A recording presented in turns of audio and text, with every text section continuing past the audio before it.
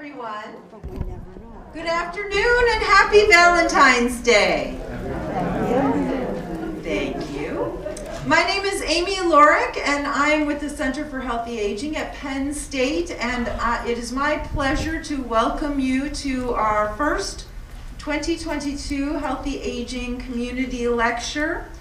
And we surely appreciate being hosted by the Village at Penn State. So thank you, Village at Penn State, for hosting us and providing us with some lovely snacks. Let's give them a warm round of applause. I want to recognize that we are also live streaming this event. So we have a good number of people here in person, but we also have a good number of people who are watching us through YouTube and the live stream. So thank you to the folks who have joined us and our live stream. We're glad you're here on Valentine's Day too. I want to point out that we have a few things going on. You'll learn a little bit more about Research Pals, but this is one of our research databases, and we have those forms at your seat. You'll learn a little bit more later. You also have an evaluation form for completing at the end of the lecture. And those of you online, I will be sending out a link, so if you would be so kind as to tell us after the lecture is over what you thought and topics that you would like to hear more about. So I'm particularly interested in that as we look to 2022. So thank you for being here and thank you for being online. And I would like to introduce to you Dr. Martin Slewinski, who is the director for the Center for Healthy Aging at Penn State and will be talking to us this afternoon. Welcome. Thank you, Amy. So can everybody hear me okay? Okay, great. Well, I am so glad to be here today. It's been quite a while since I've been able to do one of these community lectures. I think it's been a few years since I've been in person. We did one over Zoom last year. And as you can imagine, there have been quite a few new developments in aging science that I'd like to share with you. So it was really pretty challenging to figure out what I was going to talk to you about today. But I'm very excited to do that. But before we begin, I would like to share a little, or I'd like to talk a little bit about the format. So we have people here in person and we have people on Zoom. And when I give a lecture, I like this to be as interactive as possible.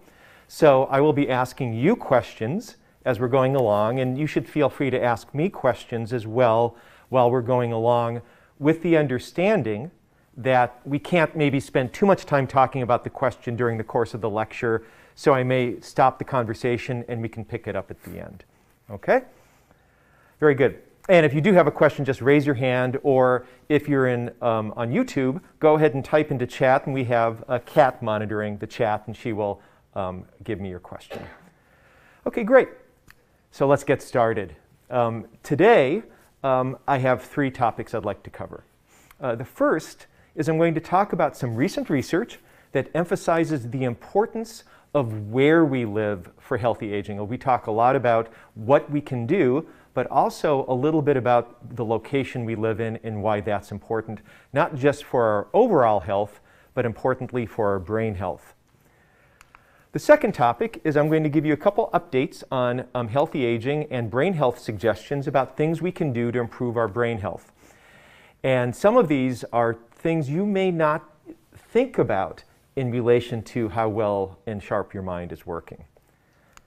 And then finally, I'm going to share with you some thoughts I have about where you can go to find trusted information about health and healthy aging. So who can you trust? And I think this is especially important nowadays when there is so much information coming at you from all different angles. What should you listen to? What should you believe? And how do you go about finding high quality information for making important decisions? Okay, great. So I always like to begin with an important disclaimer. So none of this should be taken as personalized medical advice. So I am not a physician, and even if I were a physician, I'm not your physician. So I hope that what we talk about today will be interesting and personally relevant for you, and that the things you learn may allow you to make positive changes in your life to affect your well-being, your health, as well as the health of those around you in your community. That said, It's not medical advice, and before you make any significant lifestyle changes affecting your diet or your exercise patterns, I'd like to encourage you to check with your doctor first.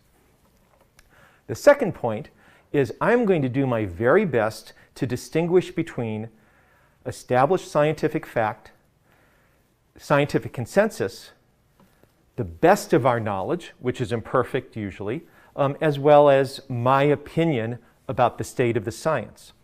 So it's very important we distinguish among these different levels of understanding and these different levels of knowledge. And I am going to be sourcing all of the information I provide.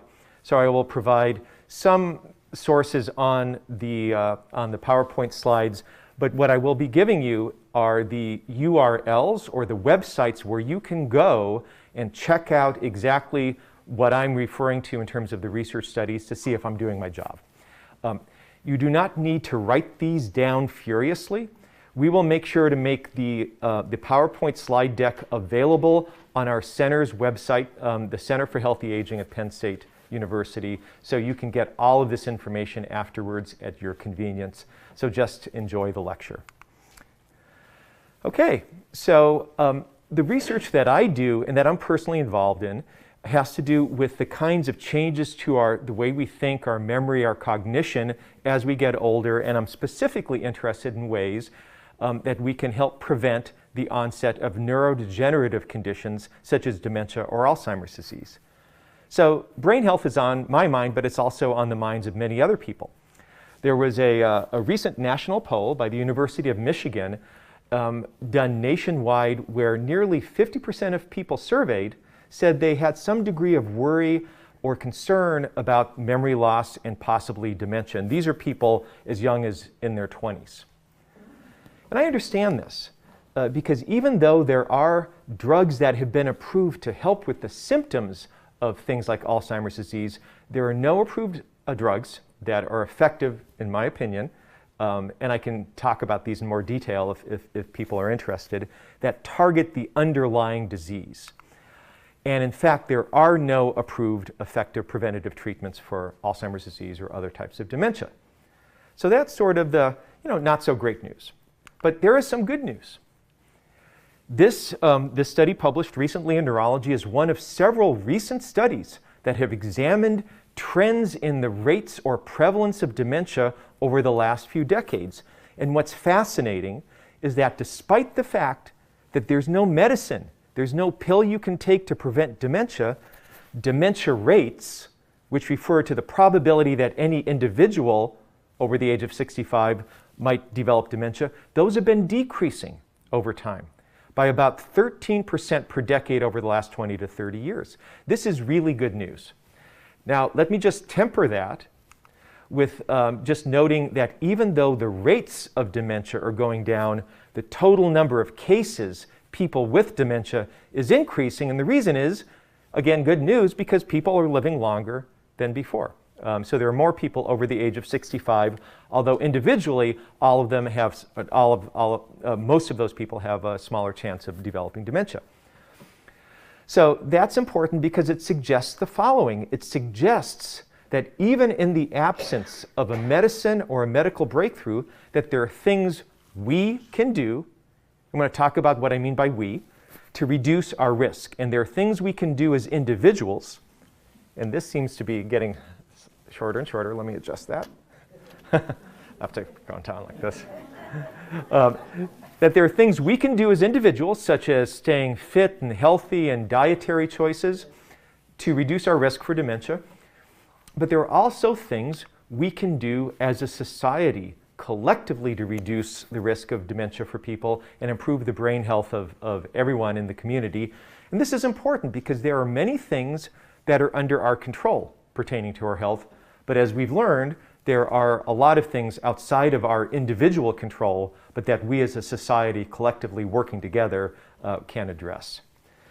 And this is especially important because there is a recent study published in The Lancet, one of the most prestigious medical journals, looking at different potential risk factors that contribute to dementia. And what they concluded is that up to, in my opinion, even more than 40% of dementia cases worldwide could be attributable to things we can prevent. We're going to talk about what some of those things are. Okay, so the first important point of the lecture is that dementia rates are going down. There is no cure, but that we think many cases of dementia are preventable, and there are things that we can do as individuals and as a society to improve our brain health. So what I'd like to talk a little bit now about is the accumulating evidence, and the case is getting very, very strong for this, that where we live, where we reside, has important implications for our health, especially as we get older. And there are a couple different ways to talk about this, but what I think is so interesting are a set of studies, this kind of a few years ago now, a set of studies that were done in Canada with millions of people. So what they did is the researchers went to the administrative health records and identified health conditions of individuals residing in Ontario and near Vancouver. And then they examined where those individuals lived. And they measured the distance, the proximity of those individuals and their residences relative to major highways. Okay? And then they examined differences in the probability or the rates of people with neurodegenerative conditions such as dementia, and whether or not it mattered how close to big roads these people lived. So what they did is they found, as a comparison group, the people who lived more than 200 meters away, and we're talking about meters because this is in Canada, right? That's a little bit more than 2.5 football fields, I think, right? Yeah, okay. So the comparison group are people who lived far away from major highways, major roadways. And then they categorized individuals depending how close they lived to those roadways and looked at the relative increase in the risk of having and developing some sort of neurodegenerative condition such as Alzheimer's disease or Parkinson's disease as a function of how close the houses were situated to the roads. So in the group that lived between 100 and 200 meters away, relative to those who lived further away, their increased risk was 2%. Okay, a little bit. Those who lived within 50 to 100 meters, 4%. Those who lived less than 50 meters away from major roads had a 7% increased risk in dementia, which is now getting to the point to where we would think this has, even 1 or 2% could be important for public health. 7% definitely, and this was compounded in people who lived in urban areas or cities, up to 12% increase in the likelihood of being diagnosed with dementia. So this is going to be my first question to you. Why do you think that could be the case? What could it be about living closer to major roads that is associated with an increased risk for dementia? Any ideas? Noise, vibration, and atmospheric pollutants. Okay, noise, sort of, and related vibrations, and then pollutants over there. Yep. Stress. More stress. And if you've lived in a place like New York, New Jersey, absolutely right with that. Any other thoughts? Yep. Well, especially in urban areas, you may have folks in a different or lower socioeconomic status who are closer to the road, and that's probably a historical precedent that went back to the 50s and 60s when you had a lot of highway building. Excellent. So the other suggestion was that there could be differences in the neighborhood characteristics, such as the socioeconomic status of individuals depending where they lived. So the researchers tried to probe some of this, and what they found is that air pollution was important but not the whole story. And I'm going to talk more about air pollution in a moment. There's one other thing. What's another difference in the images between the ones on the left and ones on the right? Yep. Green. The urban environment doesn't have trees, it's clutter, it's more depressing, it's more full of crime. Maybe that could be part of it. There was a lot in what you said. So you said it's the urban area is lacking trees. It isn't green, and there also could be crime issues. But what I want to focus on is what you hit the nail on the head, is green space. So the availability of green space, not only parks where you can go act and behave in, but just what you see outside of your window, your kitchen window or your living room window can matter as well. So what I'd like to do is focus a little bit on some of the recent research that talks about the air pollution part of this. And if people have questions, I can tell you about the effects of green space. In fact, if there was a 10-minute intervention to give your brain a boost, it would be to go for a walk in a place where there's a little bit of green, and there is evidence behind that, which I'd be happy to talk about. But I would like to spend a moment here. And again, what you can see on the lower left is you see the website down there, ncbi.nlm.nih.gov. If you go to that website, you will find the research article that is describing the results for this slide. So here's what can happen when we breathe dirty air, and in particular, what researchers think is especially important for brain health, and this does seem to be, or I'm getting taller, one or the other here, is something called fine particulate matter. So when people talk about air pollutants, they talk about the size of the particles as being what's important. So people are very concerned about what's called fine particulate matter. It's 2.5, and the 2.5 stands for the size of the particles, which is 2.5 microns. That's pretty small. To put it in perspective, your hair, human hair, has a diameter of 70 microns. So this is about 30 times smaller than the width of a hair. And why that's important is because when we inhale pollutants, if they're big particles, they get trapped by our mucous membranes and the hairs in our nose. But the smaller particles, this size, make their way not only to their lungs, but through the olfactory nerve, which is a nerve that allows us to sense a smell, and can enter our brain. When they enter our brain, it can lead to a cascade of neural events that can produce inflammation in the brain, exacerbate inflammation. And there's some data now to suggest, in studies looking at rats, that it can intensify the accumulation of amyloid. And who knows what disease amyloid is associated with? Alzheimer's. Okay, great. Well, not great, but good, you know.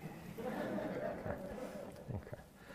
So in humans, and how they do these studies is they will do, just like the study I described before, is they will get samples of individuals, measure their brain size or give them a memory test, find out where they live, and relate that information to the amount of ambient air pollution in that person's environment based on their residence.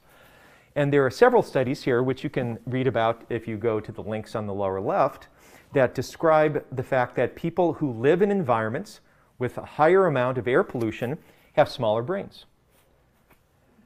They're also at increased risk for developing cognitive impairment and accelerated decline in cognitive function over time by an amount that's about equivalent to an extra 1 to 2 years of aging, of brain aging. So this is suggestive that dirty air, we know dirty air and polluted air is bad for our health in other ways, but there's now accumulating evidence that leads scientists to believe there's good reason to expect that that not only gets into our lungs and maybe affects our heart, but also gets into our brain. Now here's some good news. There is evidence to suggest that if we enact policies that improve air quality over time, that can actually help offset or mitigate these effects and improve how our brains age over the course of, say, 10 years. So this particular study was done over a 10-year period, and it was done in women aged about 70 to 90 as part of a huge nationwide study called the Women's Health Initiative. And what they did is they measured where these individuals lived. They're all over the country, mostly in urban areas, though. Gave them some memory tests, measured through historical data the sort of pollution index, where they lived, and then tracked how that changed in their residences over a 10-year period. And this is a quote from the authors. They found that living in conditions, living in an environment or a neighborhood or community where AQ, air quality improvements, happened, that was associated with those women, again between ages 70 and 90, having slower rates of memory loss by an amount that's equivalent to women who are about a year to year and a half younger. Right? So this is really intriguing. It's important to take note of this, but this is just the beginning of the story. There are a lot of things we don't know about. So as someone suggested that there could be other characteristics if you live in a community that cares enough to try and improve the air quality, there may be other good programs there that people could be benefiting from. We also don't know exactly the biochemical mechanisms through which small, fine particulate matter might actually end up damaging the brain. We have a couple different hypotheses, a couple different guesses. It's also important to recognize that where we reside is not always where we live. So think about, for those of you who retired, think about when you were working. Did you commute? Where did you work? What was the environment like in the place where you worked? Did you work in one of these older print shops filled with fumes and chemicals?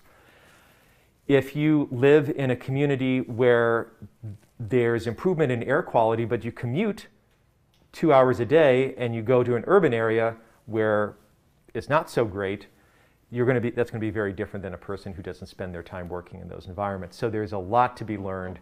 And interestingly now, if you do care about your air quality, you can buy, they're relatively affordable, sensors, personal sensors that you can just carry around with you, and they can measure fine particulate matter if you're interested in that.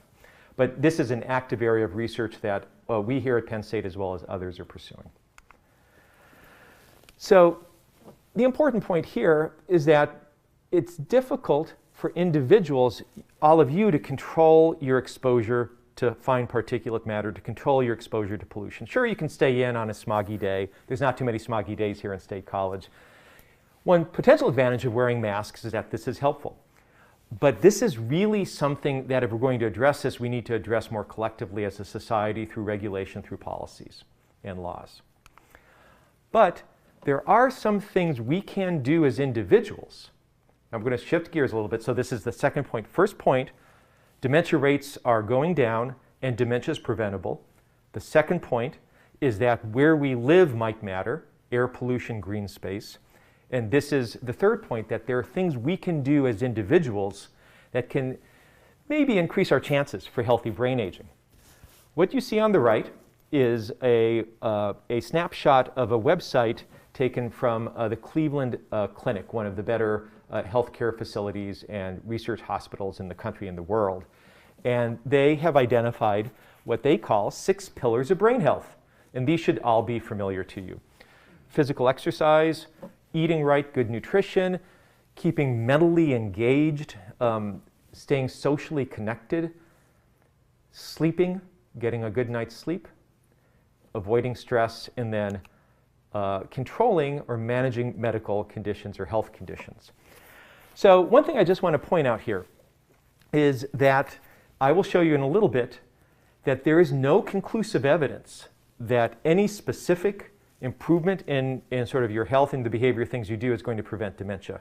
But these types of things we're talking about here, the evidence suggests are probably good ideas, and they have benefits regardless of their effect on your brain.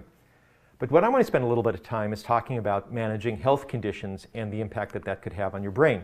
Now here's going to be another test, so let's pay attention. Okay. So what I have here on the left are a list of 8 what are referred to as modifiable risk factors for dementia that were reported in this recent paper published in The Lancet. And they are unranked. I just randomly put them there. We have diabetes is associated with more dementia, managing diabetes better, right? Depression, obesity, smoking, being socially isolated, lonely, hearing loss, hypertension, physical inactivity. All of those are related to an increased likelihood of developing dementia. And I want you to take a moment, just a brief moment, and think about what you think the top 3 most important of those would be. I'll give you a couple seconds and I'm going to ask. And for those of you on YouTube, if you feel like it, you can type into chat. Okay, let's go ahead and start here. Anyone want to volunteer what their top 3 are? Angel. Diabetes, obesity, and smoking. Diabetes, obesity, smoking. Anyone else? Yes? Social isolation. Social isolation is one of the top 3. What about anyone over there? Hearing loss. Hearing loss. Physical inactivity. Physical inactivity. Depression. depression. That's about all of them, so at least one of you is right.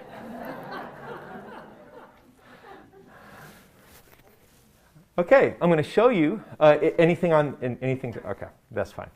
So I'll show you what the research shows, and this isn't to say that any of these are unimportant, right? This is just order, and in fact, the actual statistic is attributable risk. So this is a statistic we can calculate based on the data. Coming in at number 7 and 8, obesity and diabetes. Okay. Social isolation and depression are both very important, number 3 and 4 respectively. Smoking, great. In fact, some of the researchers think that one of the major reasons why dementia rates have been decreasing historically over the last 20 or 30 years has been a decrease in smoking. Okay, very, very important. And one of the things with smoking, it is pretty much never too late to stop, to reap a benefit.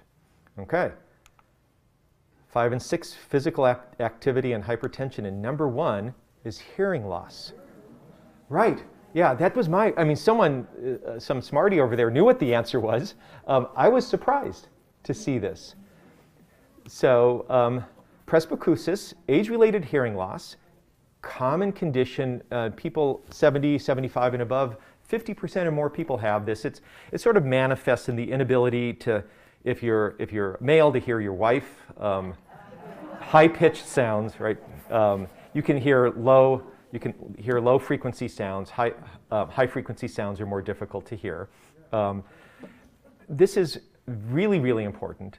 And here's what's also important, is that when you correct hearing loss and also sensory loss, I'm going to talk about vision in a second, this may boost brain health.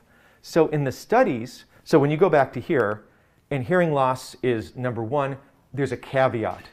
This is untreated hearing loss.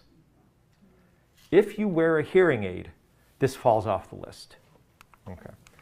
So there are, if you look at the paper that I am linking down at the bottom in a moment, they talk about 2 different studies. One which shows that when they break apart the data into people who have a hearing aid and corrected hearing versus uncorrected hearing, there's no association with increased dementia risk. And oops, let me go back. Uh-oh. This is shut off. Well, we'll just do it the old-fashioned way on the computer. That if you get a hearing aid while you're older, that whatever kind of decline you might have been experiencing can be arrested. This is not just true with hearing loss, but also with vision as well. This is a study that was just published about a month ago, and I thought it was very interesting.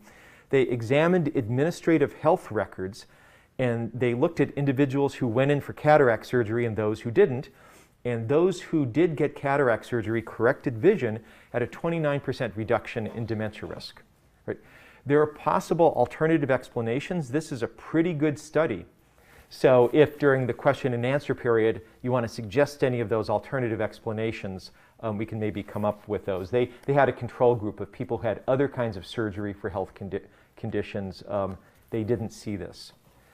So my question to you is why?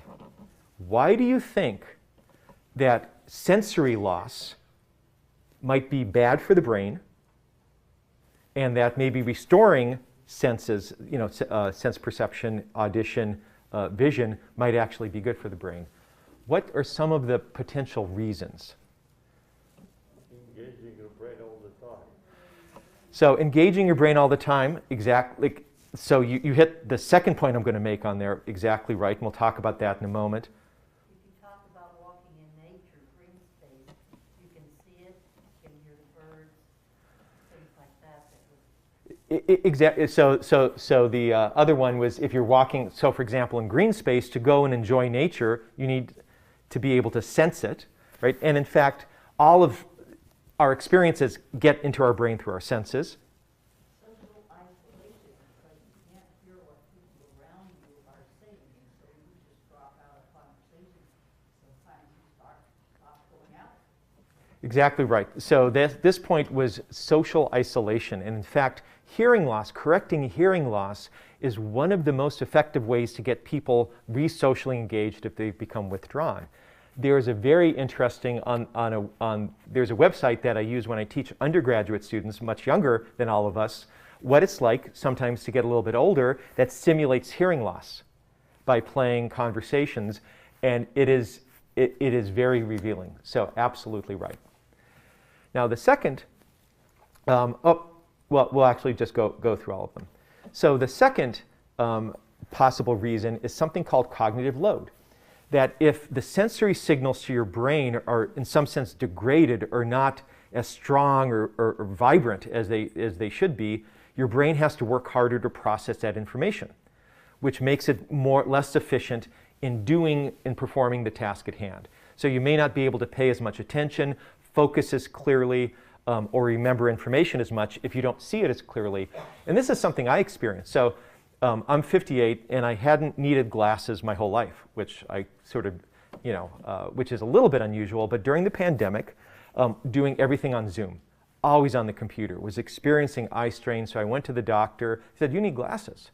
So he fit glasses to me. I went home and it's like a whole new world, right? That I can actually see what's on the computer. I don't have to strain, not getting headaches, doing a little bit better at my job now. And then the third point was what the gentleman said at the very beginning, is that there is some data to suggest, especially for the vision piece, but also for the audition piece, is that when you decrease neuronal input to the brain, this can be associated with acceleration of neurodegeneration due to put it very simply, lack of stimulation in the brain. In the same way that we think staying mentally or cognitively engaged in the world may be beneficial, cutting off that stimulation potentially could be harmful. Okay. So, yep, question. Would you go back to the environmental factors for a second? Okay. Is there any studies that would look at if you're in an urban environment, let's say for example New York City, but you live around Central Park, or I worked in Philadelphia for a long time, and I worked in Center City, but if you get up in the high rise and you look out over the city, there's a lot of green. Does that make a difference? So let me repeat. So that's a great question. Let me repeat it. The gentleman was asking if you live in an urban area, let's say New York City, but you happen to be fortunate enough to live on a high rise overlooking Central Park, or you can just see the park there, does that matter? Does that help? And the short answer is yes, and there's 2 lines of evidence that suggest this. There's research that looks at not only where your residence is situated, right, where it's located, but also the views you have out your kitchen window, out your living room, just being able to visually see, even if you don't interact with green space, has benefits. There was an interesting study done, one of the first studies done was in patients receiving gallbladder surgery. And half the patients were randomized to a very nice room with a window just overlooking another building. The other half were randomized to a group overlooking nice green space in a park. Those who could overlook the green space in the park reported less pain, needed fewer pain medications, and were able to recover faster and leave the hospital. There's another study that I'll describe at the end if we have a little bit of time, but there are 2 other questions. How does this benefit children who live in center city situations, that could be near factories, etc.? Growing up from a young age, do they have a higher risk of dementia at this age if that is their life? So the question is, if children are growing up in these environments exposed to sort of poor air quality, what long-term effects are there? Well, we all know the work about lead, right? And exposure to lead can lead to behavioral issues, cognitive and mental health issues in later life. I can't answer that with a degree of authority. I don't know that there's been the study to look at this. I would not be surprised. And we'll have one more question, then go on. If that is true, I live in New York City and I see Central Park from far, and I do the same thing, let's say, in YouTube by watching environmental. What a great question. The question was, can we, if just seeing green is helpful out your window, Can you just look at it on the computer? Probably not, but how many here have a virtual reality headset? Okay, one person in the front. My guess is many of you at some point may. Probably the answer is this is an active area of research, probably not just by holding up your phone and seeing a patch of green. Something that is more visually and sensorially immersive, such as virtual reality, may hold some hope. That's really interesting. Okay, we're going to hit the very last point here, which is who should you look to for reliable information about healthy aging? Okay. So this was taken, and let me do a caveat here. I did one of my first community lectures was on healthy aging fact or fiction. And I went into the whole time was spent how to become scientifically literate and how to examine research and how to consume research through the media. So all of these images and the slides were taken from something I did several years ago, but they seemed relevant to talk about today. Okay. So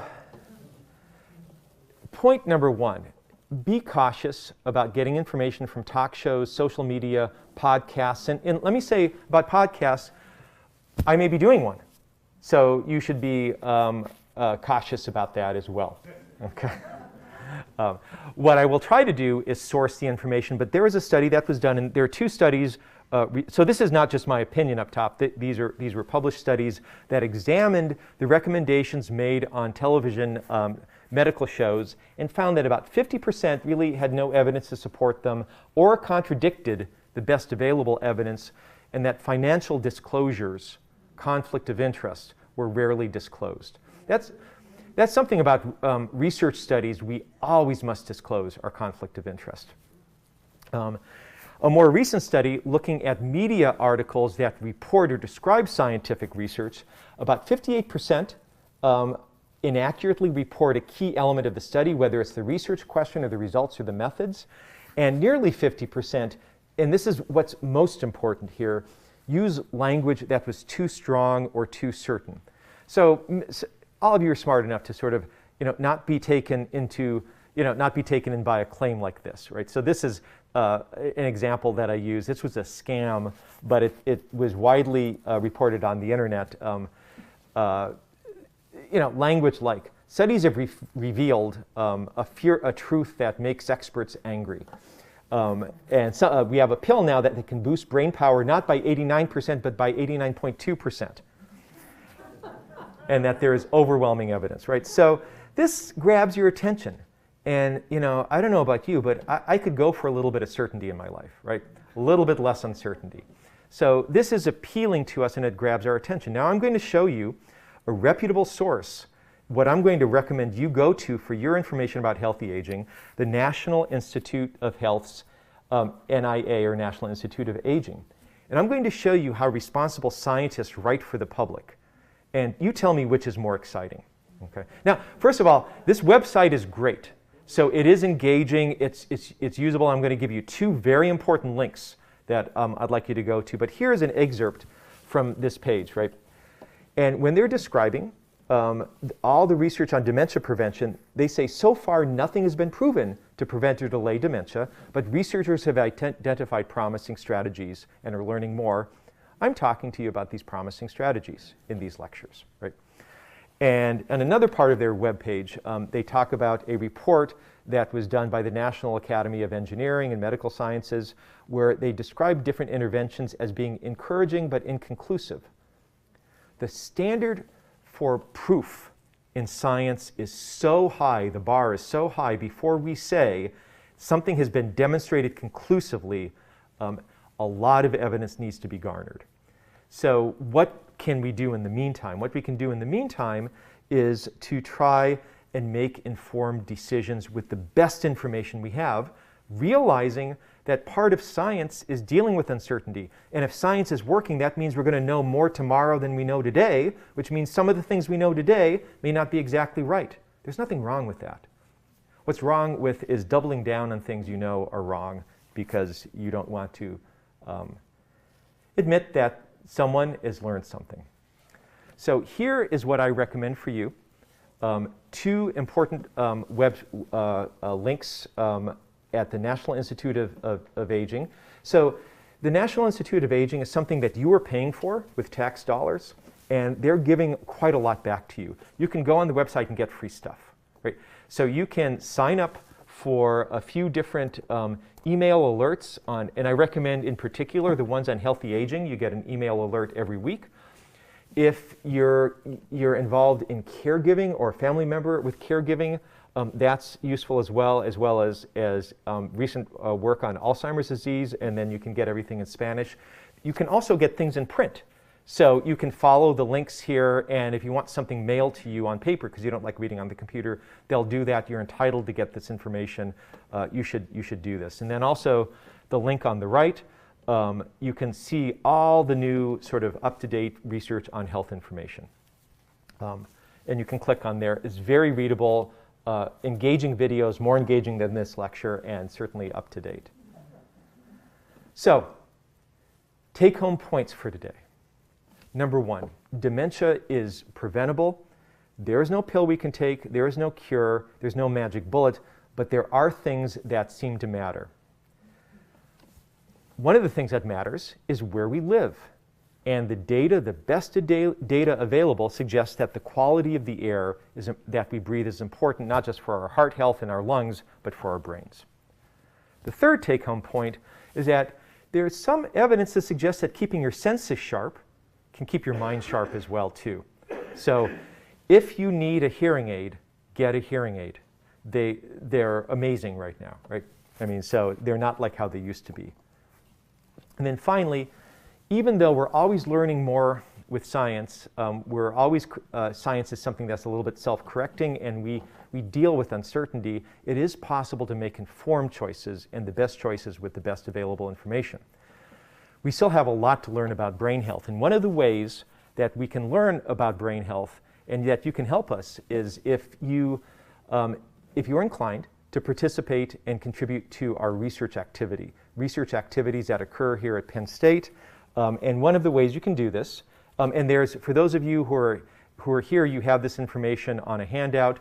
For those of you on YouTube, I think there may be some links that we can provide as well, is to contact something called Research Pals, which is a database of people who are willing and interested in learning about participating in healthy aging studies, and there are a lot of different ways to do this. You can come in and do a memory test, you can have your brain scanned, or if you don't want to come in, we can do research by talking to you over the phone, or maybe downloading one of our apps on your phone and helping us out with that.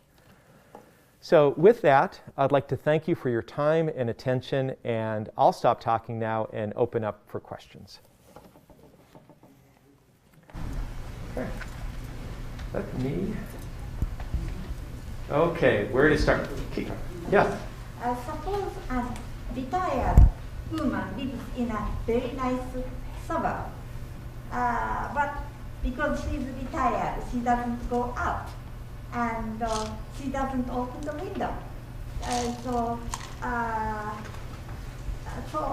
wonder whether it makes any difference if she opens the window every day. So the question is that if someone is living in a nice area, but they stay inside their house all the time and they don't open the window, right?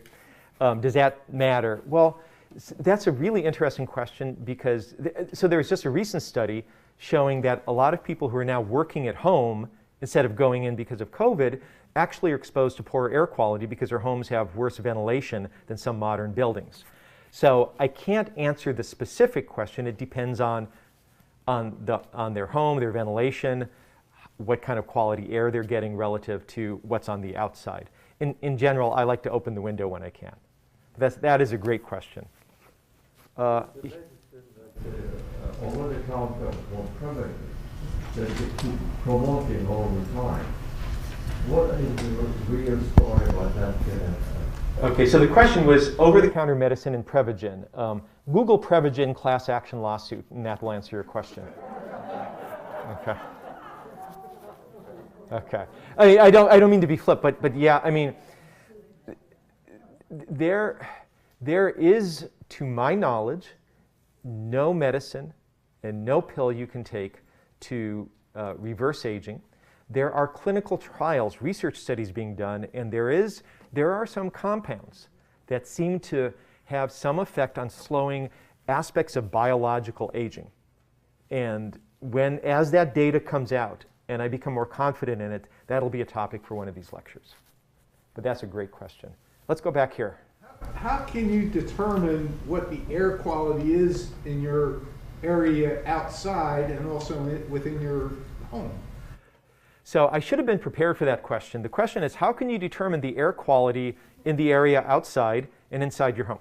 So there are ways to do this. Outside, there's publicly available information that you can go to through the National Weather Service or through other sources where you can get the small particulate matter concentration in, not right outside your house, but in sort of your zip code area, right? And depending on how big the zip code is, it may or may not be relevant. But you can also buy sensors, and when I say they're affordable, they're not $10 or $20, they're $100 or something like that, that you can carry with you, and it will measure inside your home, inside a particular room, whether it's by your gas stove or propane stove, whether it's by your furnace in your bedroom, can measure those types of things. And was there a question? Yes, behind. I just wondered if there's been any research on the long COVID impact on senses and some of the particular senses that have shut down with that. Yeah, so the question is, has there been research on long COVID and how that affects different sensory function, particularly olfaction in the sense of smell? And then I thought you were maybe going to ask about sort of what's sometimes called cognitive fog or brain fog. There is evidence that this is not just something that people are making up, that this is real. I'm not prepared to give my critical evaluation of this literature, but there is some suggestion that researchers are able to identify some changes in brain function associated with long COVID, and I'll leave it at that because I have not evaluated this literature. This is an active area of research, and my guess is we probably really won't know for a few years. That's a great question, though. And back here. How much do you think genetics has to do with Alzheimer's, getting Alzheimer's? So the question, which is a really good one, is how much do genetics have to do with getting Alzheimer's disease? And there's a two-part answer to this. The first part is there is something called dominantly inherited Alzheimer's disease, where if you have the gene for that, it's a 50-50 chance you'll develop Alzheimer's disease, and very early in your 40s. This accounts for far less than 1% of the cases worldwide. In fact, for research that are using individuals who have this particular condition, you need to go to many countries to get enough people to participate. It's very, very rare. There are other kinds of genetic risk factors, such as apolipoprotein, and if you have a double E4 allele, you are at increased risk for developing Alzheimer's disease if you are white.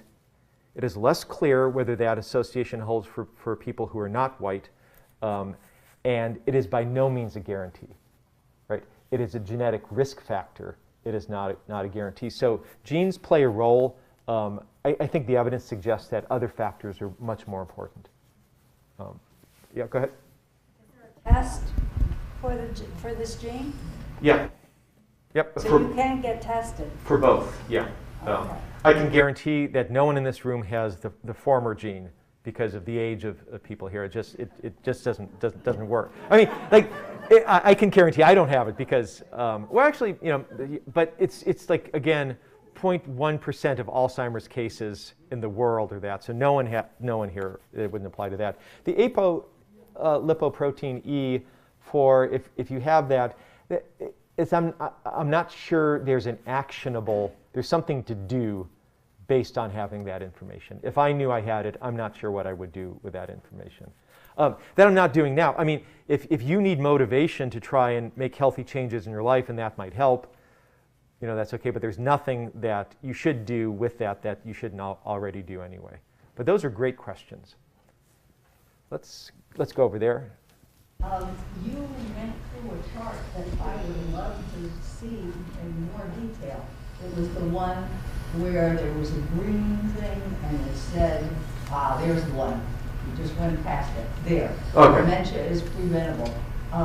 Could you, by any chance, to say what that is in early life and what that is in middle life for grandparents and parents?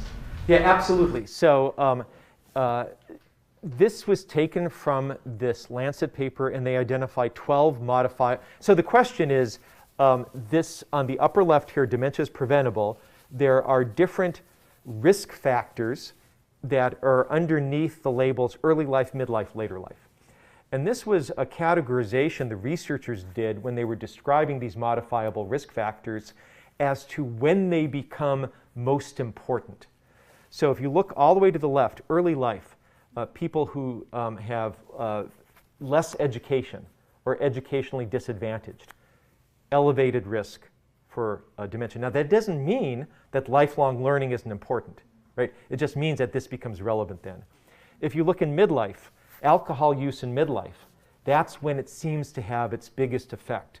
Obesity in midlife, biggest effect. Traumatic brain injury in midlife. That's just when things happen. Now, that doesn't mean that if you turn 75, you can start riding your bicycle without a helmet, because it doesn't matter, right? It's just, it's sort of when the data suggests that those are exerting their most impact. And again, in later life, staying physically, becoming physically inactive is one of these things. Yeah, and then, so you can, if you go to the link, and there's a link in there, and it's a paper by the Lancet, you will see publicly available information that has a big chart, it's beautiful colors, and kind of describing sort of the life course approach to these risk factors that could probably answer a lot of these questions. They're great questions. And over there. My question is dealing with intergenerational development. My wife and I, when we retired, thought Florida was the haven, mainly because of that. Well, we can understand that for a while. We sort of, I guess, recommend ourselves being around the university setting. And I'm sure that there are some studies that have indicated a lot of people are retiring to intergenerational areas where they can relate to the generations in that house. It's rather depressing when you're in Florida, to be honest with you. I mean, I've had my own personal experience for about 10 years, but up here, I have a whole complete different reality. Different take on that. Life and contacting young people and, those three generations. So that's a great point. Now let me restate that, and hopefully I can capture it. The question is, to what extent does intergenerational interaction and exchange matter? So a lot of times people think about retiring to a retirement community, and then you're around people of the same age. But this gentleman was saying that he came back here to State College to be at a university town, to be able to interact with people of different ages and across different generations. So I could talk a lot about this because this is a topic that is near and dear to my heart. When I teach courses in adult development and aging at Penn State, I'm not doing it this semester for certain obvious reasons. I have always included people from the community who will participate in those lectures, in the breakout sessions, and getting people from different generations talking to each other about what it's like to navigate life and to age and grow older. It is fascinating, and it's productive, and it goes both ways. So it's not just people who are retired who benefit from being around younger people, it's also vice versa as well. And in fact, when I teach this section on a topic of ageism, which could potentially be another topic for one of these lectures, age is the one characteristic of an individual on which it is still socially acceptable to segregate on. That when you think about going to school, you interact with people of the same age, maybe even exactly the same age, and even when you move through high school and college, you're basically interacting with people from the same age, and then you retire, right? And then you move to communities, and that could be preference. but I think it's very difficult for people of different generations to find space to interact and share their life experiences. So I resonate with the sentiment behind your question. Let's go. You listed NIH as a primary source for health-related information. What about the National Academy of Medicine? Absolutely, yeah. Yeah, and I'm just, and why I listed the NIH and in particular the National Institute of Aging, 2 reasons, is because I'm most familiar with their website. We work mostly with them, and I know they have a really good public-facing website. So the National Academy of Medicine, they have great publications that you can get access to, top-notch science. Maybe at a level that without some background in sort of the health sciences, some of that material might be harder, but I should look at that. Thank you. Someone online asked a question. They asked, could you please comment on the HEPA air filtration systems that are now popular for home use? Okay, so the question online is can I comment on the sort of the high quality air filtration systems at home? I think they're great, and I think the data suggests that at least for respiratory function that they have value. I can't really sort of comment on if you buy a HEPA filter air filtration system, will you gain 4 or 5 IQ points? I'll take 2 systems if that's the case. But yeah, and in fact, also nowadays, you know, in all our conference rooms in the Center for Healthy Aging, we have installed these high-quality air filters for other reasons as well. Yep. The connection of diabetes to aging. So, connection of diabetes to aging. This is beyond describing just the statistical association. It's getting a little bit above my pay grade, and outside of my area of expertise. That diabetes, if it is well managed, has much less of an impact on functioning into early and sort of mid-old age than unmanaged diabetes. It's a challenge. It's a chronic health challenge. But if you stay on top of things, you know, I think the evidence is strong that you'll have better outcomes than if you don't pay attention. We'll do one more question. This is not a question. This is thank you for restating the comments and questions, because not many of our speakers do that. Well, thank you for noticing. And I had to do this a few times before it was drilled into me to do that. So, well, boy, this was such a great group.